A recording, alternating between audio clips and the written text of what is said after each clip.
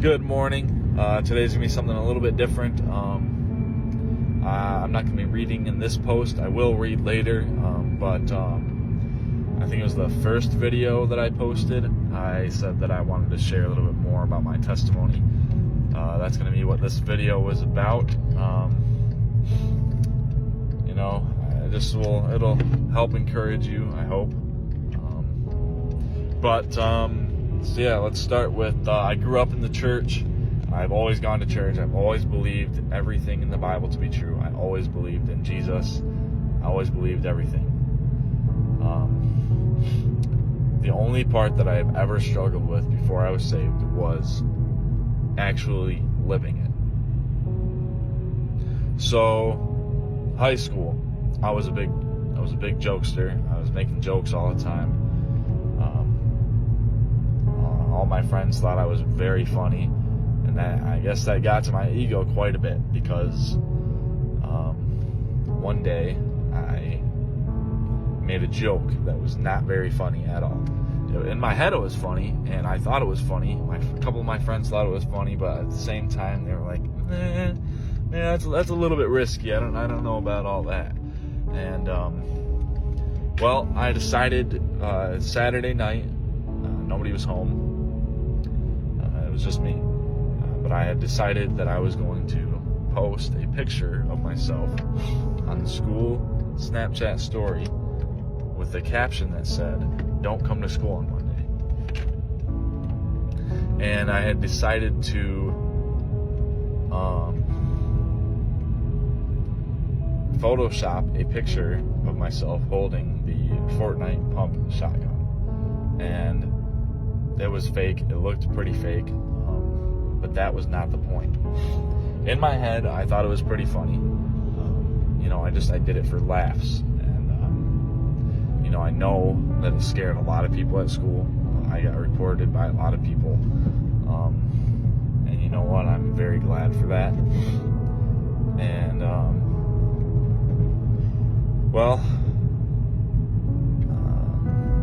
not a lot of people thought it was funny, but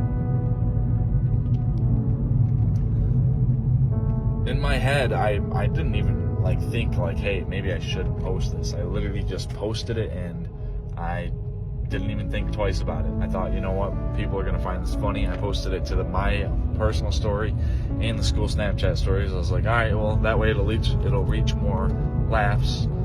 That'll be pretty funny. No. I went to jail that night. Spent the weekend there. Had to talk to the judge on Monday. They let me out about Monday afternoon. And I was gone. I was gone for 2.5 days in jail. But that first night in jail, I was so scared. I was so scared. I thought I was going to be locked up for a while. But I'm thinking to myself, why am I here? I know why. I know why I'm here. What I did that got me here. But why does God have me here? I wasn't angry at God. I just wanted to know why I was there. So I asked God, why am I here? And He revealed to me that I was there because I needed to change the way I was living. I was not living the way that God wanted me to live. I was living in lots of different kinds of sin, and God showed me I needed to change that sin into something, not change that sin, sorry. I needed to change the way I was living. So, let me check my car. So, I just prayed that night. I prayed and prayed and prayed all night. Why am I here, God? Why do you have me here? And He revealed it to me that there was some key specific points in my life that I really needed to change. And I actually asked God, if I get out of here, I have to change. So can you take these things from me if that is what needs to happen to change me? And He took those things away. I had a girlfriend at the time. I asked God, she's not saved, and I can't live a saved Christian life dating a girl who's not saved. So God, if that's really what I need taken from me, please take that. Of course, I was heartbroken. I didn't want that, really. But in my heart, I knew that I couldn't live with her and live with that relationship with her. And he took that from me. That was the first thing that happened when I got out of jail. On Monday was that she broke up with me. And, when I don't care anymore, I'm way over that. This was October of last year. I was only 18 for 20 days before I went to jail. But, the jail was the biggest blessing of my life. It helped me change. And it wasn't just the jail. Like, a lot of people say, I found God in jail. No, I didn't find God in jail. I knew God.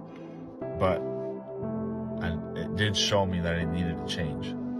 So I was living in the wrong ways. What I found my joy in life was from making jokes and making people laugh. And I still find joy in that, but my main source of joy comes from Christ. That's the difference. But, I just did lots of praying. One of the guys in there even said, you're young, but you'll make it through this. There's blessings in this. And actually, that guy, a month later, I had to go back to jail. The judge decided that I needed to spend 2 weeks in jail, so I did. But in that cell block that I was in, that same guy that told me that there was blessings in this, which that was completely true. There's blessings in that. There was lots of them. He was actually in my cell block, so that was kind of funny. He was like, "Hey, did they let you stay in school?" Nope, I was expelled. They expelled me, so I had to get my GED. I only was in senior year for about 2 months, maybe less than that. Like almost, I think it was like a couple days short of 2 months. But yeah, I didn't finish high school. I got my GED, but I'm glad. School was probably the worst place for me. Just gave way to a lot of sin, made it easy for me to sin.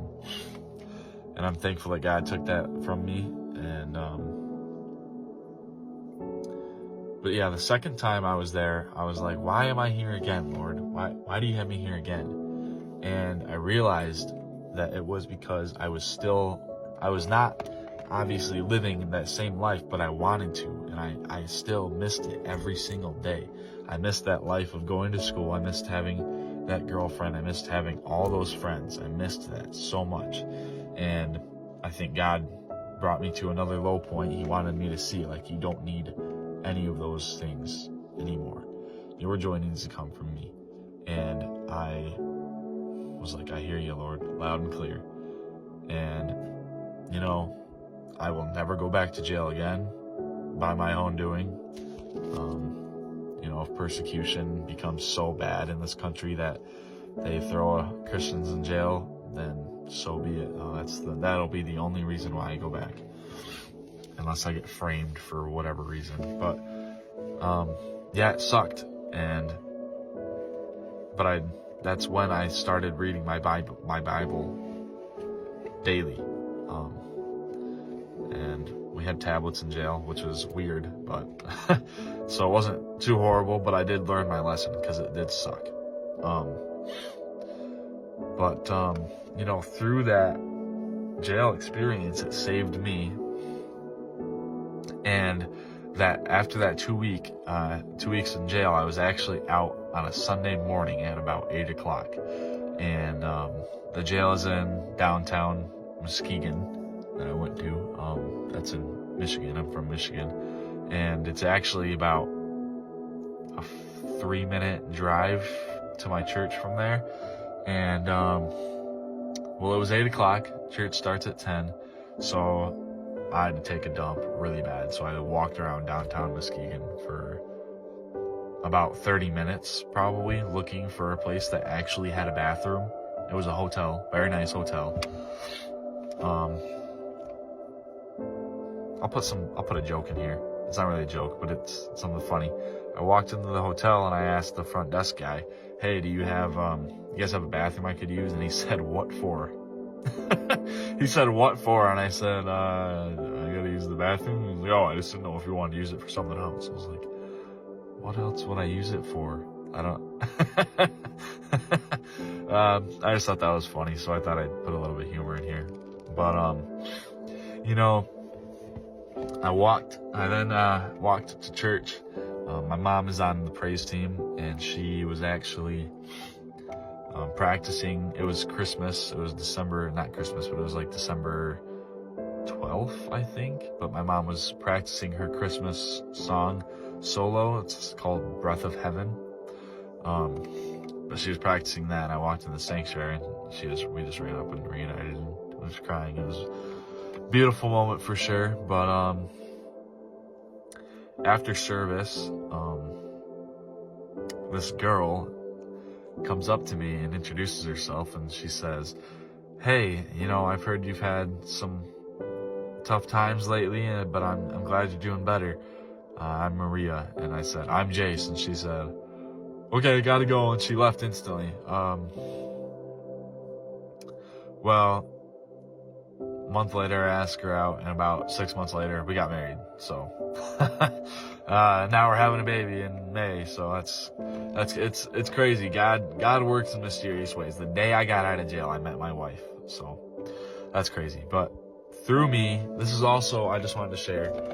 Through me, God works in many ways, and he works through people. And this is why I'm sharing my testimony, because God creates everybody's testimony to help different people. And my testimony could help somebody that has been down kind of the same path that I was down, kind of like jail, stuff like that, more than it could help than someone else's that's like, that hasn't been to jail, and they haven't been through let's say there's a drug addict. I can't help with that because I've never been a drug addict, but what's going to help them sympathize with them? Who's going to sympathize with them? A recovered drug addict. So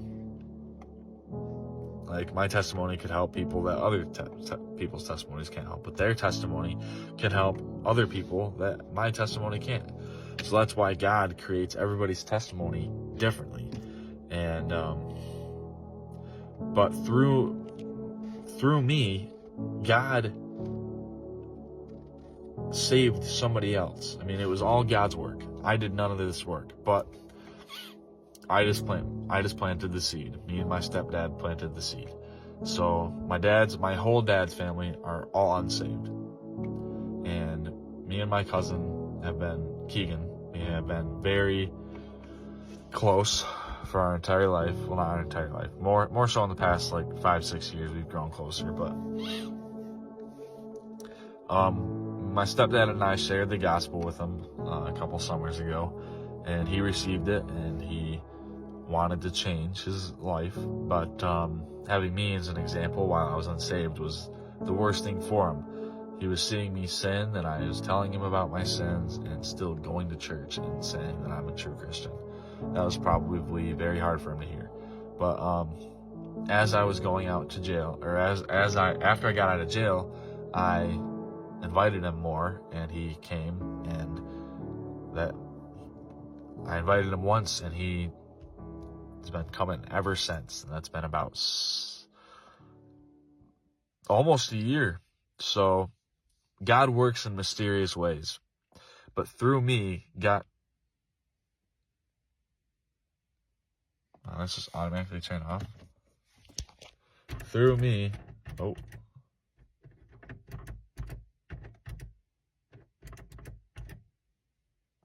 Through me, God saved somebody else. And that's amazing. That's awesome. That is how good God is. I know this is a very long video. I know a lot of you are probably definitely not going to listen to it all, and I don't really care. I couldn't care less. Go ahead, listen to it if you want. But I just wanted to share that to encourage you guys that God can save anybody. I've been to jail, I haven't even done that many that bad of things, but I'll tell you this, all sin is sin. It's all the same. God looks at all sin the same. Whether somebody steals $100 or the next person steals $1 billion, if they don't repent of that sin, they're both going to hell. If they both repented of their sins and asked for forgiveness and accepted Christ, they're both going to heaven as long as they live for their life for Christ. It's all sin is the same. But yeah, I hope you guys enjoyed. I'll have a reading up later today after I get some sleep. But I hope you guys have a good morning, and God bless.